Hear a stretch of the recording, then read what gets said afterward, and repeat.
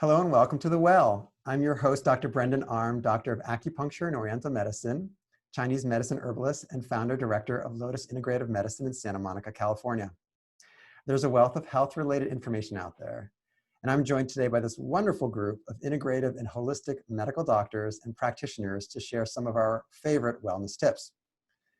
Please let me introduce you to Dr. Heath McAllister, naturopathic doctor and registered herbalist, Dr. Rob Krochmal, medical doctor and a practicing physician who is board certified in family medicine, nutrition, and integrative and holistic medicine, Bianca Rodriguez, a holistic psychotherapist, and Leona West Fox, a family practitioner trained as an integrative functional nutritionist with certifications. I'm sorry. With certifications in both nutritional medicine and herbal medicine. So let's begin. Today's topic is, how do we take care of our spirit during COVID-19? Oh no, one more. I'm good. Okay. We laugh a lot. That's probably good for the spirit. Such a great place to start. I think that laughter is like the spirit bubbling over in our bodies, right? There's this energy to laughter. And I think that if we can look for moments of joy during this time by watching silly movies, by, pets can be super amusing, kids can be super amusing, still looking for the joy that is still here, in our lives, right? We're always walking that path of the shadow and of the light, and right, they are contrasts to each other. And if we didn't have any shadow, we wouldn't have any light, and vice versa.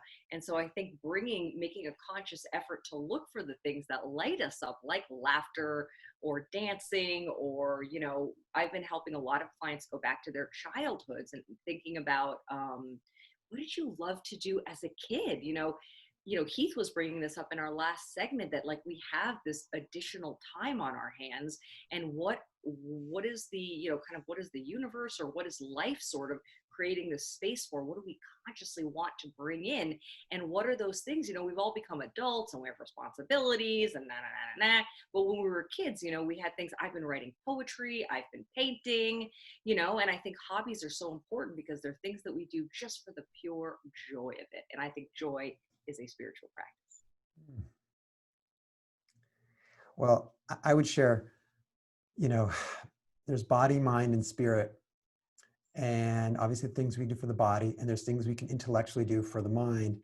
And the spirit is something that is beyond thought, beyond emotion. It's I think linked to this concept of inspiration. What's always been something I've, valued is, connection with some of my spiritual teachers.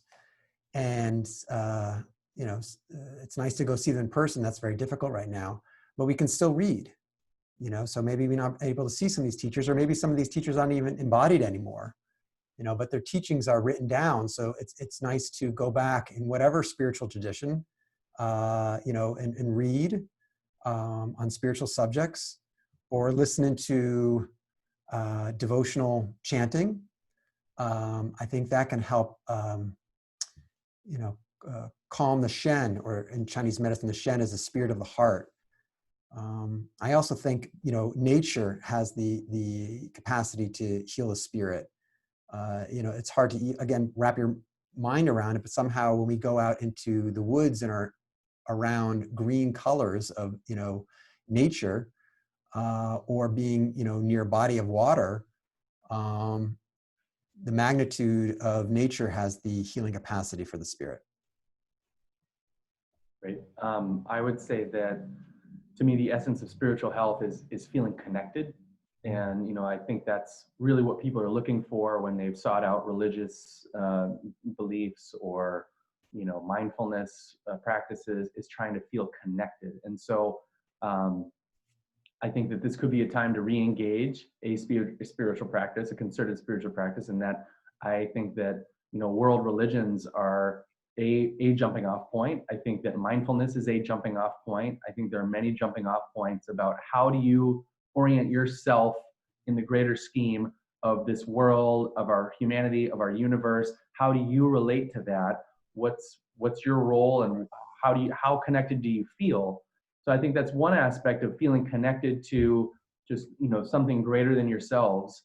I also think that there's an aspect of spirituality that is really, I think, all kind of spiritual practices share, and that is gratitude, being grateful for what you have. And that's something that's really come up for me in my personal life, is that, the fact that I don't have the ability to really travel to far off places and take these, vacations and this here and there. I have to focus on what I already have. And I realize, oh my God, I have like a wealth of like things in my house and my property, my children and like my friends. Like I already have a very full life. And that sometimes it's easy to get distracted by these flashy new objects or buying stuff or going places or going to restaurants and you know what? It really kind of made me re-engage what's important in my life, that like, I have all these amazing opportunities right in front of me, and that, we get distracted in life. We get very distracted, and you can reassess and realize what's important and feel that sense of gratitude. I can't go to a restaurant necessarily. I can't fly to Costa Rica. I can't do this and that. And now I think a lot of us will have a greater appreciation for when we can do those things also. So like when that does open back up, like, oh my God, how great is it to go to a restaurant? Like maybe we can re-engage with, what opportunities we have. I think a lot of ways we have first world rich people problems. And like, we complain about, our internet not working fast enough. And now it's like, holy crap, I can't even, leave my house without a mask on. Like that's a big radical shift. And then hopefully people now have re-engaged with what they have and have that sense of gratitude to like, this is amazing. I can't go to a restaurant, but I have my family surrounding me. Or I have, I actually realize I love my apartment or I want to connect with old friends. That sense of gratitude, I think, is essential for healthy spiritual well-being.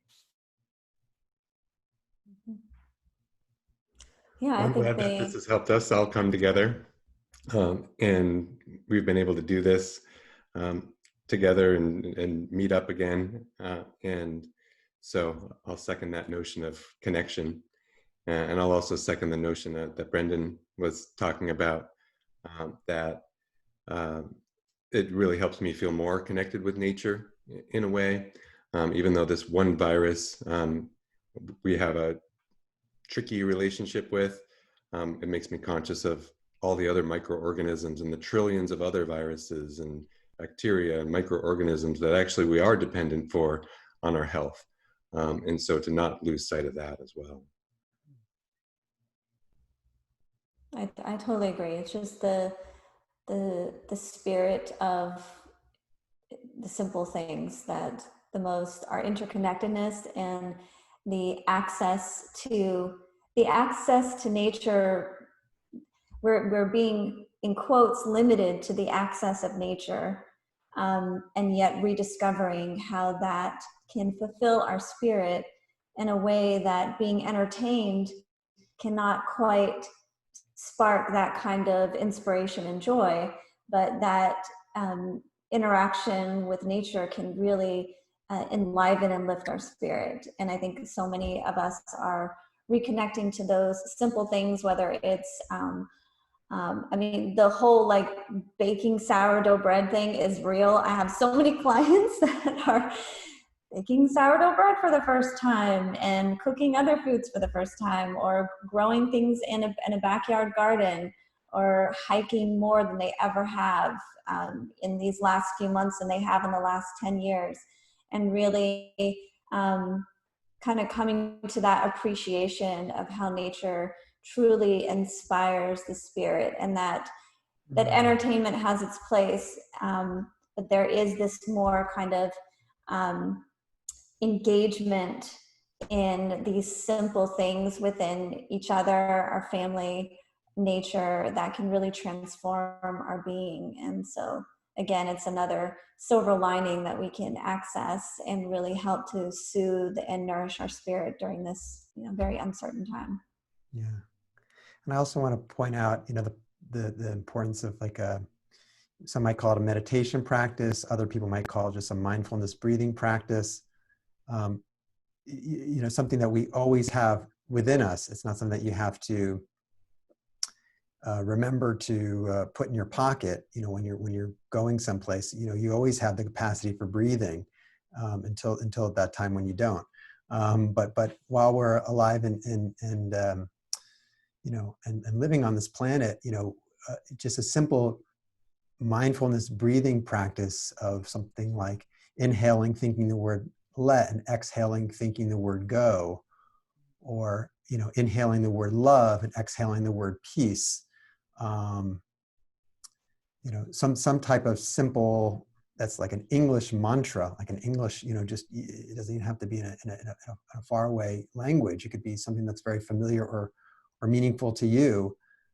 Some type of mindfulness breathing practice can be very helpful to cultivate the spirit.